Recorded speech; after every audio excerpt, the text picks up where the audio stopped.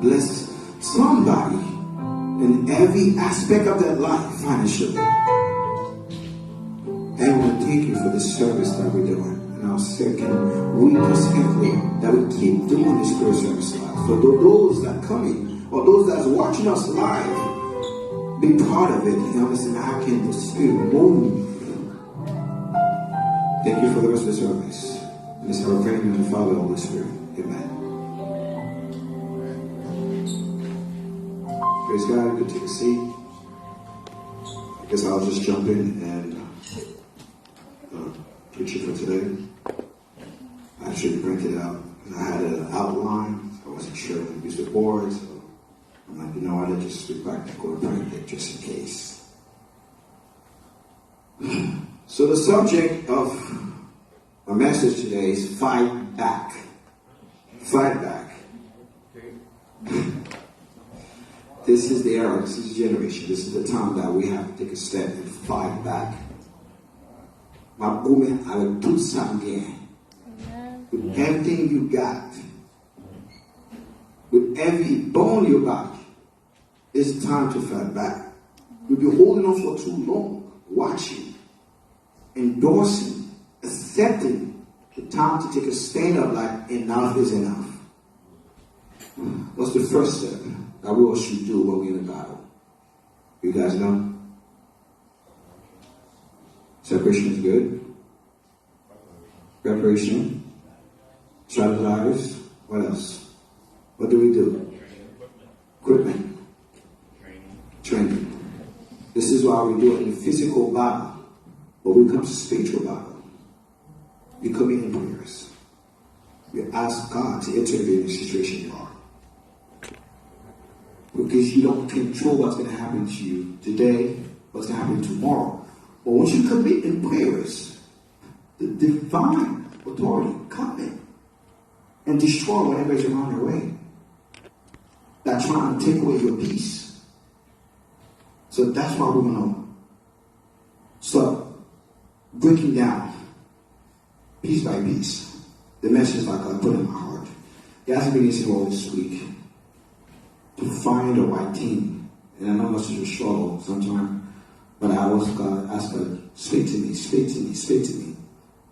And with everything I went through, but I got a little bit with the accident, and also I didn't get to explain also with the second accident I have, the person was injured, they got a lawyer, their lawyer's trying to get my information, next time they sue, but the insurance I was supposed to cover, the lawyer, the insurance told me this week that they don't have coverage, collision, so then they have to send the information to me.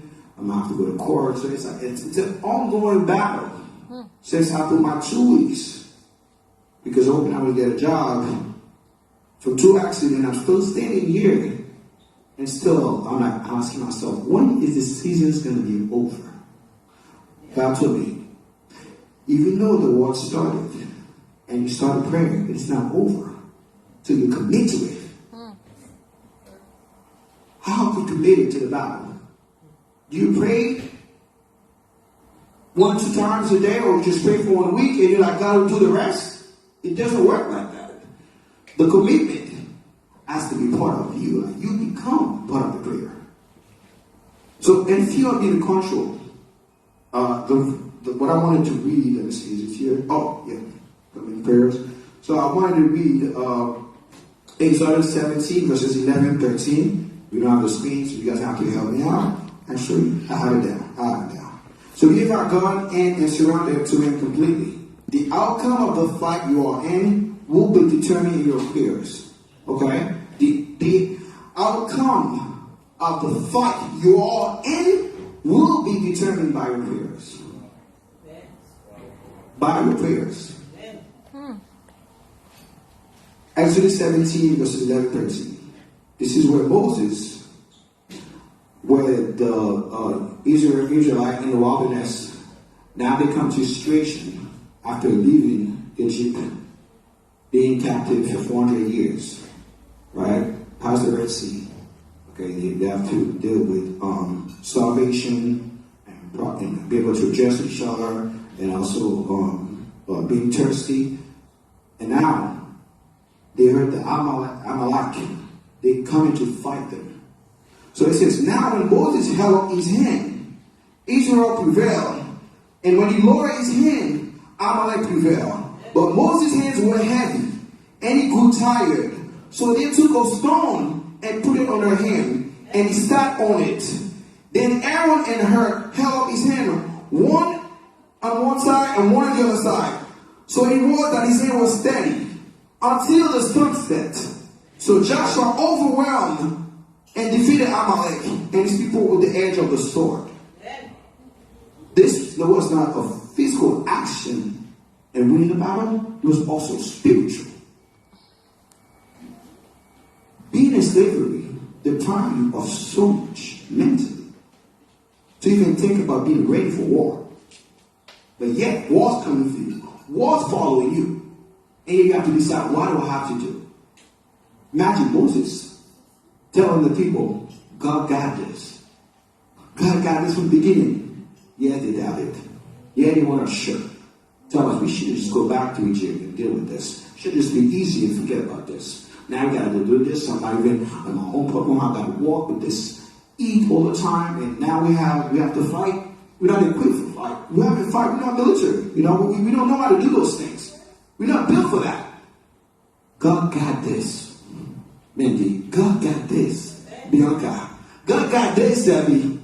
God got this, boy, EJ. So as Moses would hold up his hand, he got tired. Imagine, holding his hand, got tired. Because God told him, the only way you're going to win the miracle is by holding up your hand. And that's a sign of prayer. Bon Dieu pense pour vous. Bon Dieu décide un problème là. Bon Dieu habite la caméra. Bon Dieu retire ça de ça. Retire problème ça sur moi. Pas ça propre pour moi. Maladie ça propre pour moi. Fado ça propre pour moi. He asked God to take this for his people. And this is exactly what happened.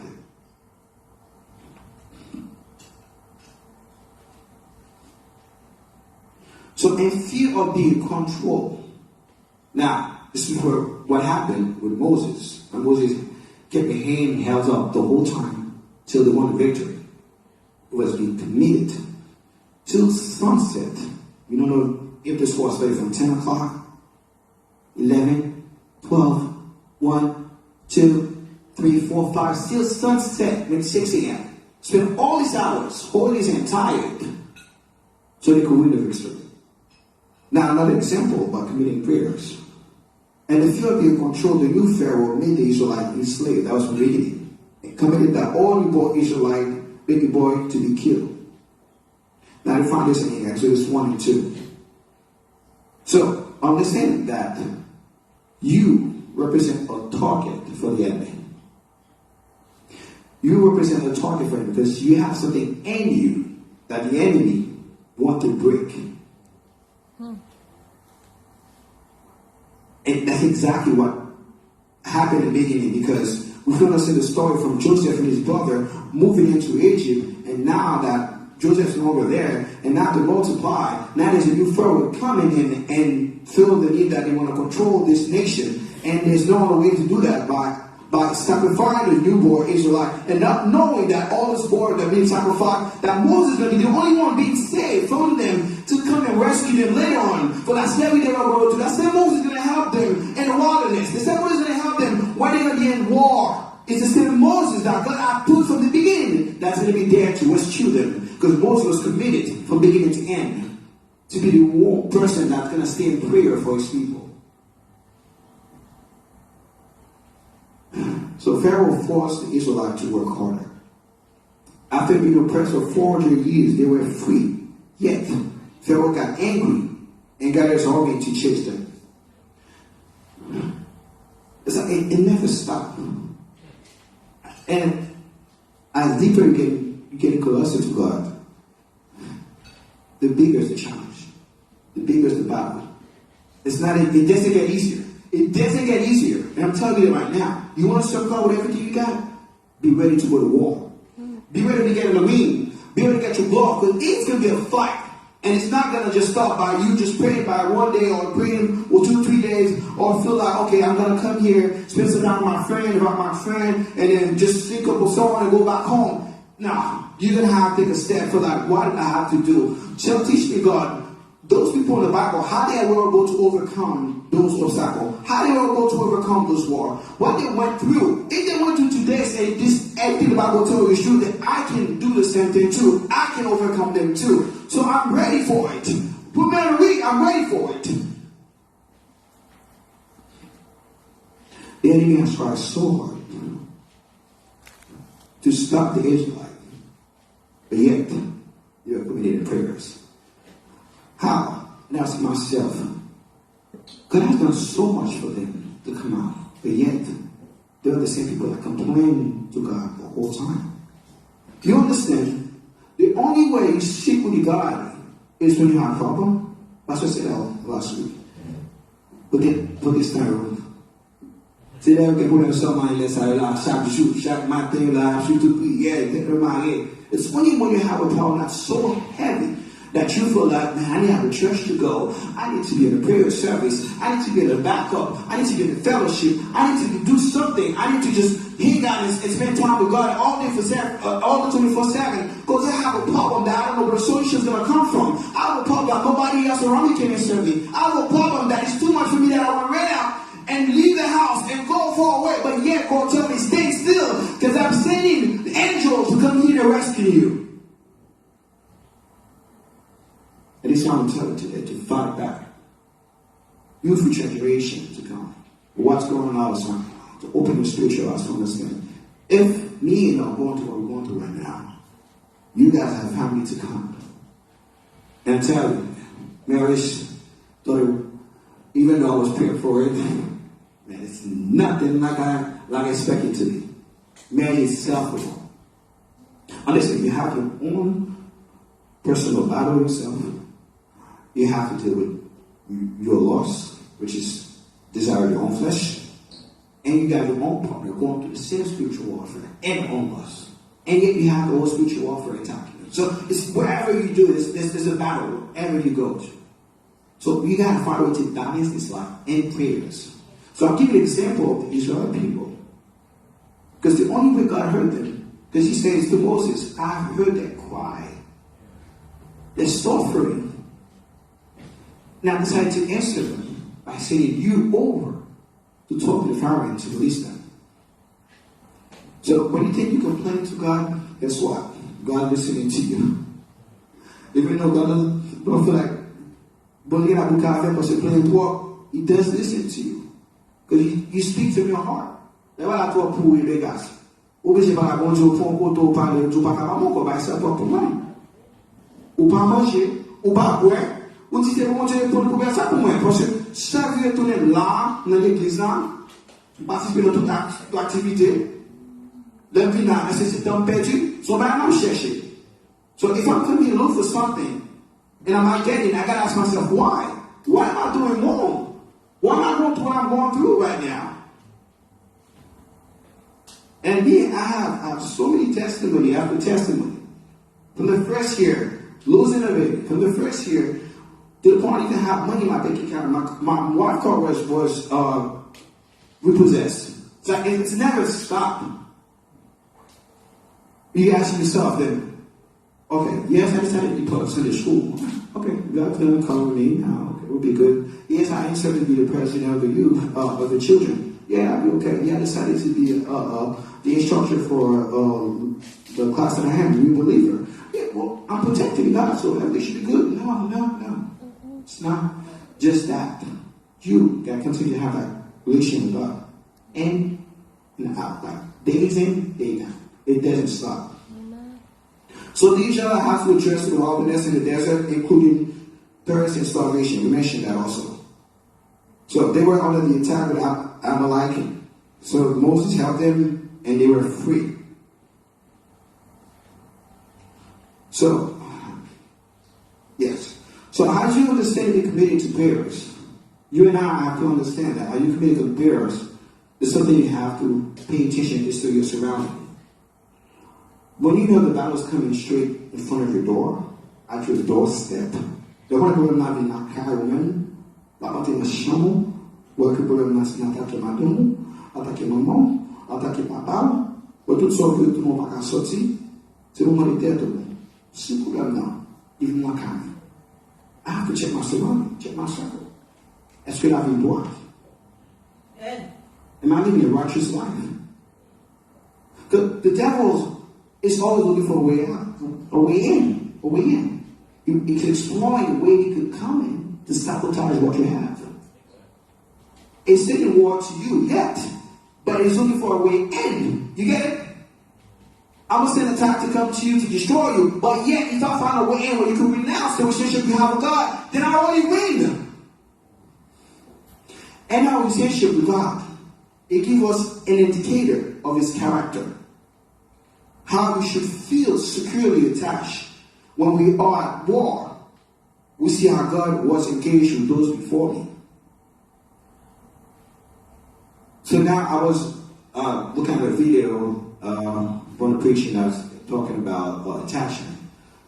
Attachment itself, a relationship attachment between kids and parents. So they break down 3 different attachments. We have secure attachment, anxious attachment, and avoidance attachment. So secure attachment is where kids are so attached to the parents, and then they were wanting to see how the kids react when the parents leave them, and versus when the parents come back. So with the secure attachment, the kids, when the parents leave them like a week, not 4, 5, 6 years old, they'll come back. They weren't too angry. They were just relieved, like, oh my God, my parents coming back. You know, you've been holding something for so long, you've been peeking out the window, waiting to hear the footsteps, waiting for their voice, and you got to see them again. You run up to them.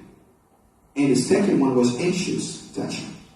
And what I'm breaking it down is because the relationship you have within yourself and the people around you, they establish attachment. That sometimes we have to check those attachments. But those attachments, once you buy into them, you have to see where they are coming from. It's most like you establish a way in for the devil to come in without knowing that. So the anxious attachment were with the kids that when the parents would come back after they've been gone for a long time, they wouldn't want to punish the parents, asking them, where did you go? Why did you leave me? It's been too long. And they were ready to let the parents know they were angry with them. And the last one, avoiding attachment, is kids that they just want to avoid to be connected to the parents from the get-go. The parents tell them to leave, they put that wall. And they don't even want to feel any connection to the parents. Like they won't be care. Like when the parents leave, they come back. The parents will come back and feel the same way. They keep them with the toy. Look at the parents, they hold that emotion.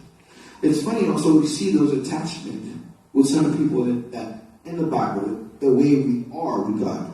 And one perfect example that I wanted to look at is Adam and Eve. This is one topic we keep talking over and over. And the more I pick that example, the more I discover things. Like, we might not understand how God was with Adam and Eve. Because when we look at Moses, when God had to come to Moses in that mountain, Moses couldn't see his face. Because his light was over in his face. But yet with Adam and Eve, it was just me standing you, just talking to each other. But there was a moment where God made the invisible wasn't there for whatever reason. That's where the devil explored that moment to try to find a way in to do what? To deceive the woman. I don't know where Adam was, but like we said, we still talk about that over and over. But we always got to check your surroundings. It's not saying that I got to figure out what is my wife doing, she's outside, what my kids doing. It's just to do it in a way that one of God have the spirit discerning. Because the devil explore unopened. And I don't think he wanted to create a separation. It's exactly that separation that leads us where we are right now. New garden, we good, be happy, we love birds. You know, everything's going well. We don't have to worry about nothing, right? Because I don't know who last year. But I will buy a packet to them. Keep it menu. Everything going well. So one day, something happened. And you ask yourself, you got too comfortable. How did this happen? Something that just not, something just, sometimes the things happen to you is not supposed to happen. You ask yourself, what is going on? What did I do? And I remember with my second accident, I literally spent 15 minutes. I'm like, how did that just happen? What? This just happened just now. I'm like, this is the worst day of my life. And that's me speaking bluntly, telling myself, that right there shouldn't happen. And that is something happened a few weeks, or a few days before I get married. For some reason, we have to postpone the day. And I remember the wife even talked to us about it. Same thing, you gotta ask yourself, this right there shouldn't happen. It doesn't tell the devil have such authority and power, but same thing that happen, you gotta look at it two ways. What is God telling me? And what I'm not listening. What is God telling me and what I'm not listening? Because sometimes we close our ears because we see what we want to see.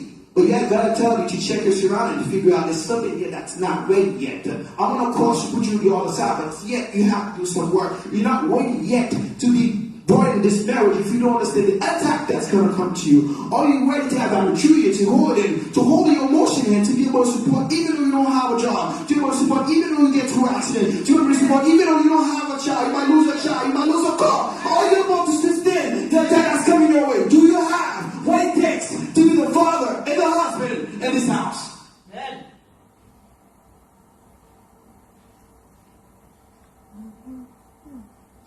This is called the household heaviness. The household heaviness. Spiritual warfare that comes from the outside. The also the man that comes in to break the family. Break the marriage. Make the husband leave. Make the wife leave. Make the kids go against you. This is a common tricks that the devil uses. What's happening in your circle? Sometimes we wonder about the door that God opened for us. We should be asking ourselves, thank you for the door that God has closed to me. The relationship that I have that was too close to my wife, to my friend, my family, that God found a reason to close it. Because God already saw what's going to happen, that person stays in my life. God already know what that person is going to leave me, that person is stay in my life. God already know what influence the person is going to do and put me all away from God, that I would ask myself, locked up in jail, ask myself, being on drug, how did I get there? When did this happen? Satan told God that he came from roaming through the earth and walking back and forth. And Job 1 verse 7. Like I always want to ask God, yes, I know that Satan is still considered a son of God, an angel. Why was he allowed in such body meaning? He did what? I know he didn't say, oh, yeah, he did. Tell me, I went by roaming the earth, walking back and forth. So that tells you what? The devil looking for an opening, a way in. It's looking for a way in right now. And it's just simply where we are. Because when we step out, it's looking for a way in. Pay attention to what you're looking at your phone. Pay attention to how you feel every time you get disappointed, how you get depressed. Because a friend that know what they can say to you that get to you. The weaknesses that you have, he's looking for a way in. To understand that this thing that you know you're not supposed to buy, you buy it and use it. The things that you go, you're not supposed to go, you go all the time. You're looking for a way in now. Because you know there's a war coming for you. If it could find a reason to break you mentally, guess what? You're going to look for a solution in the wrong place. In the wrong place. So, I understand now. I said, wife, pray for your husband. Because this husband is called to be a father, but there's going to be a time he might not be here. He might not be here for your kids when the kids need them. So, on the Garden of Eden, the devil explored an opening to create a separation. Now, I wanted a big example when we talk about household enemies. Jesus had emerged after 18 years after being baptized by John. Before he started to minister in healing, he went to the wilderness. Jesus himself understands that human nature side look for a comfort. We always look a way to just forget about problem. We don't care about what the consequences of actions are going to do. Yes, I'm gonna smoke that blunt, I'm gonna be okay. Yes, I'm gonna go to places. Yes, I'm gonna go places I'm not supposed to be, but I know I'm gonna be okay. Yeah, I'm gonna spend the night, spend my money, and do whatever with this body, enjoy the pleasure of sex that I want to do, because I'm not worried about the consequences. Yeah, if it's too much trouble with me and my wife, understanding, I could go find another woman in another city and stay to spend the night with. I have to worry about my kids, because I want the comfort to forget about the problem that I am. Jesus understands this is the same devil from Adam and Eve that deceived, that the covenant that God had made with Noah, with Moses, with Abraham couldn't sustain. And now, Jesus as the Creator has to come back to fix this problem.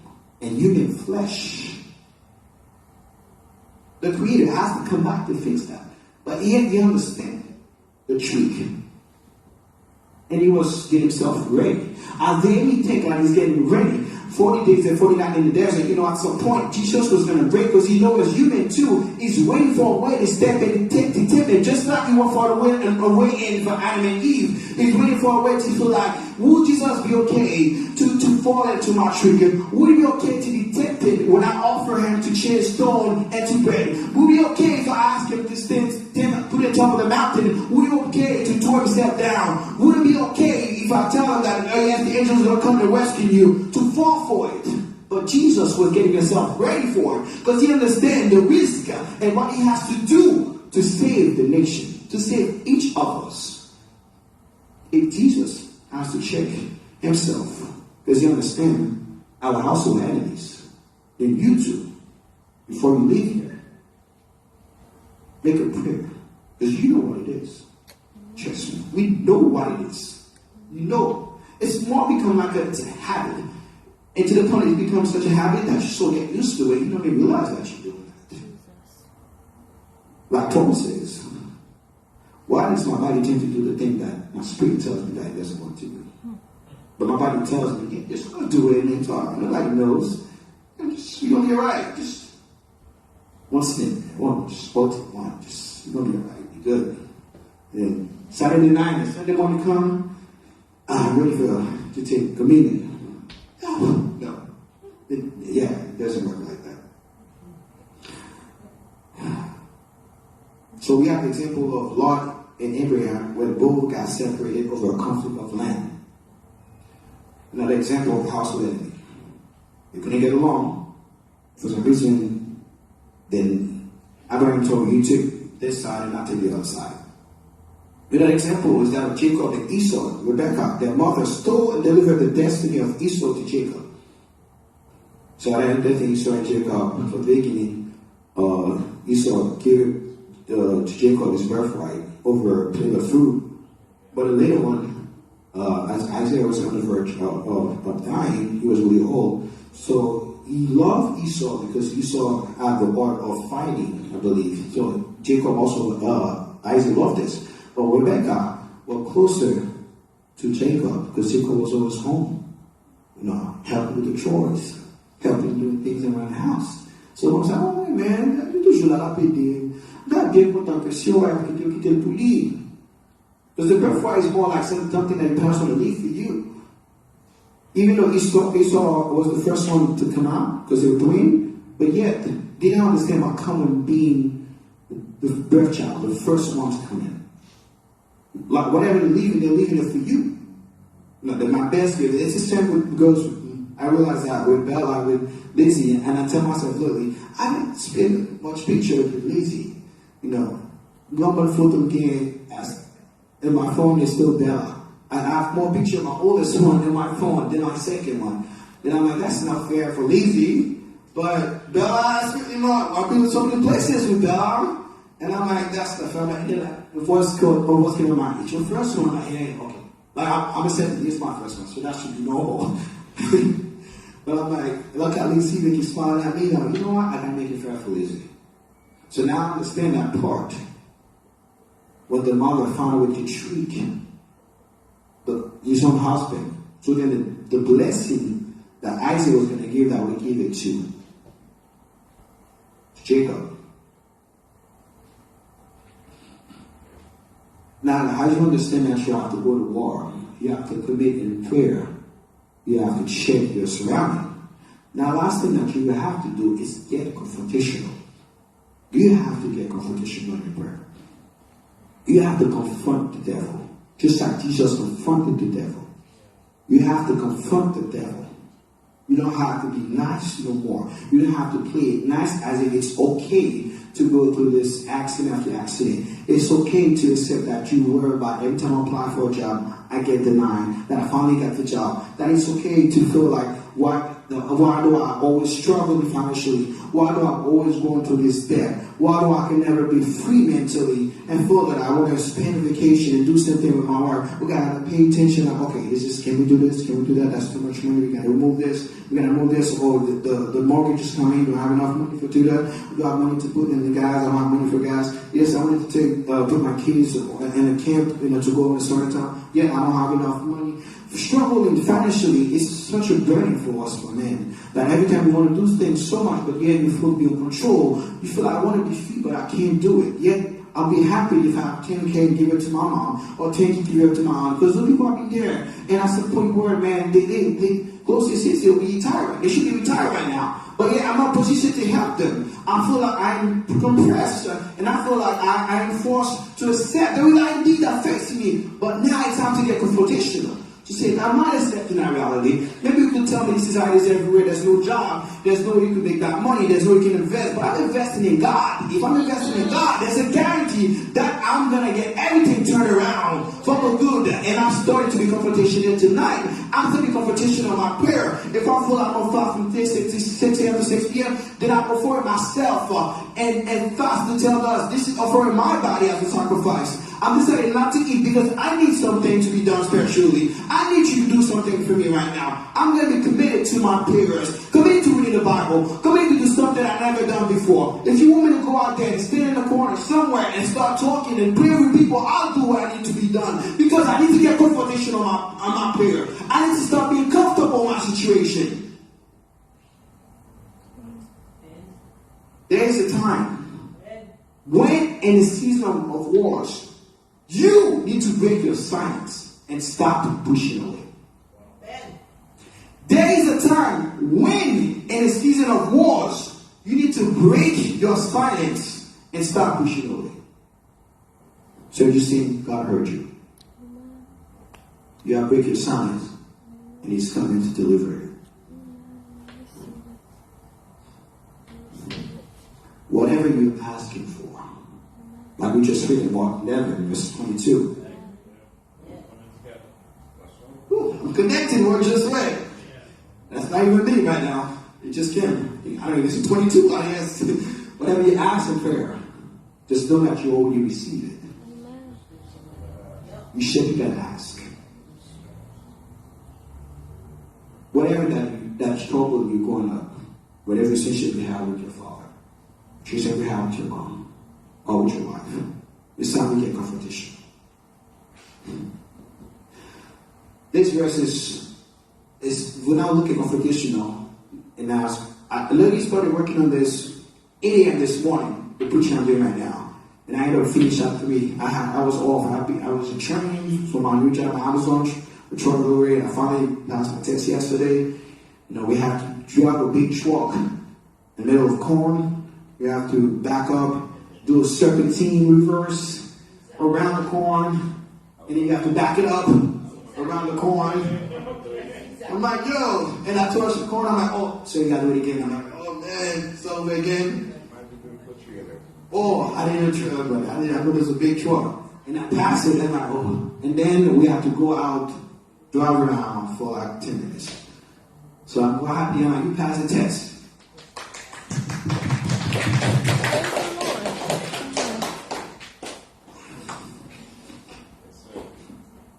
I have a reason to say thank you, God, for what He has done for me. Because I've been fighting in my prayers.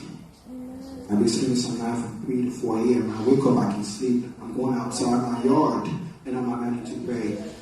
I put some music on, and I'm praying, I'm pouring out my heart. I'm screaming in my prayer, and I'm crying. All these emotions are good, And as I'm doing it, there's a little voice that tells me, you're being ridiculed yourself, you're embarrassing yourself right now. I'm not, because I know what I'm doing, and I know God is into me. I'm going to do it. And trust me, within those 2 weeks, I met this guy, and the job came to right straight to my door, straight in my car. The job came in my, woo! The job came in my car. I didn't have to go apply for it. It came in my car. Woo! The manager told me, and as I was giving him a ride, he told me, I want you to hurry. Just call the guy.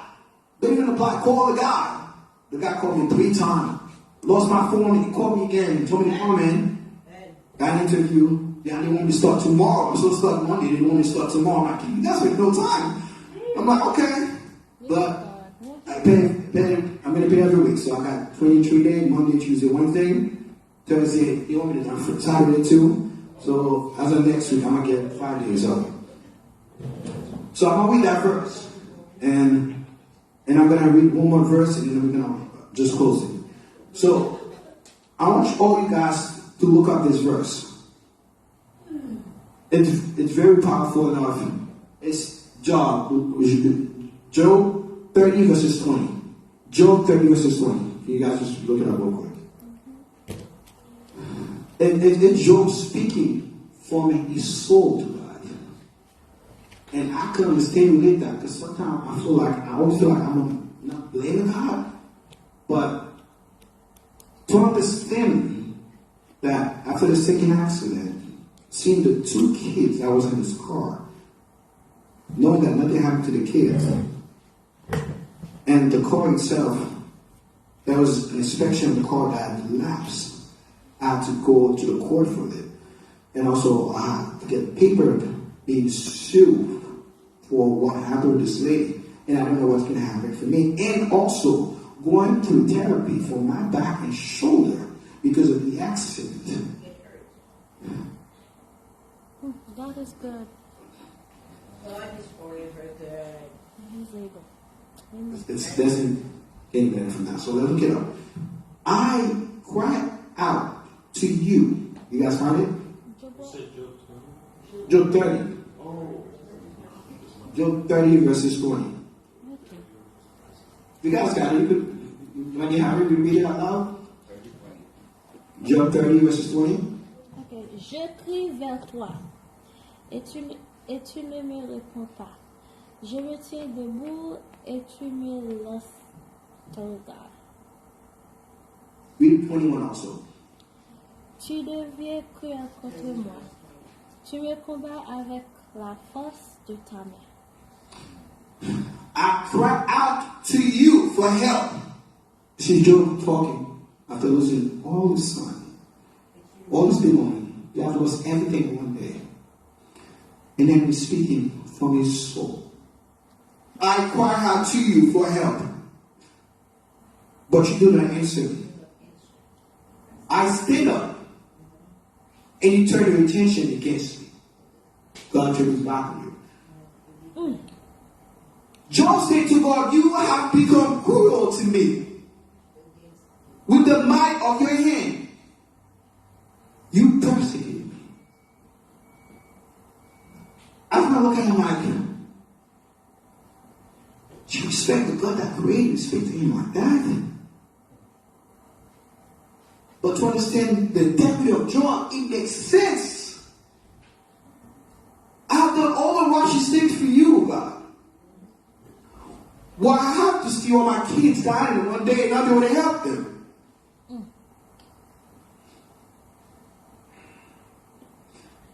God will not comfort what you will not comfort.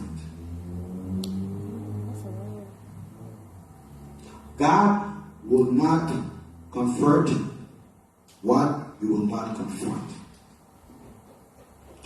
It's like God was waiting for him to say that, and then just bless and multiply.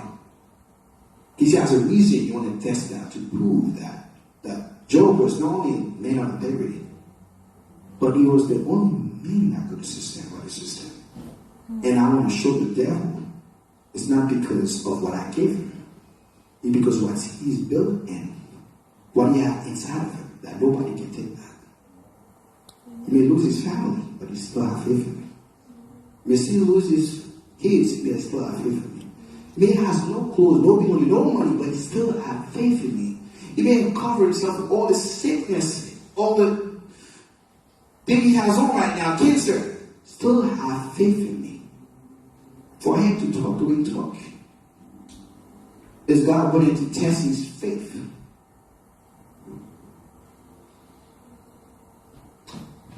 So today, we know that no weapon formed against me or you shall prosper. No weapon formed against this church will prosper. Tout est approché contre moi, soit sans se faire. Et toute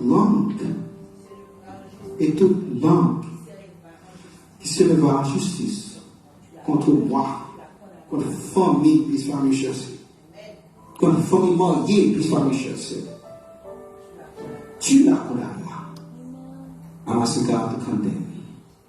All the things the enemy has told you guys today that you couldn't do, you couldn't that you felt like you're a target, that you can never get a way where you could enjoy the peace that God says He can provide, the peace in your family, the peace in your household. But today, God's willing to decree and declare He's going to break through today. He's going to make a way out for you, just like He done in the wilderness for the people for Israelites. He's going to make a way. If you believe that He has already done so, you want to stand and start praising Him, stand and thanking Him, because He has not forgotten you. He has not forgotten your case. God is still defending the same thing from yesterday, today, and tomorrow.